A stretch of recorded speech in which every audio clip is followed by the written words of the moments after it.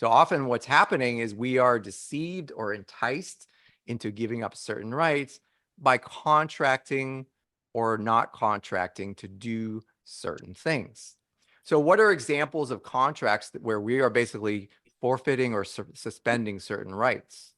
Obtaining a driver's license, registering a motor vehicle, obtaining a marriage license,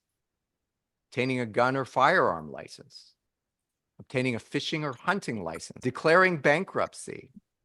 agreeing to pay a debt, fee, or fine, becoming an employee of a corporation, showing up in court, agreeing to pay child support or alimony, accepting a tax liability. And then, of course, in the last few years, much relevant to I would say the last 4 years, not as much now, although it could come back in a different way, obeying COVID-19 mandates or restrictions, or, for example, agreeing to alter your body in some way in order to keep an employment contract. Okay, so these are all examples of contracts, because they're all voluntary, every single one of them, that we enter into, oftentimes not really understanding all the terms because they haven't been disclosed to us, or we haven't taken the time to really fully understand those terms. And then we end up forfeiting our rights as a result of that.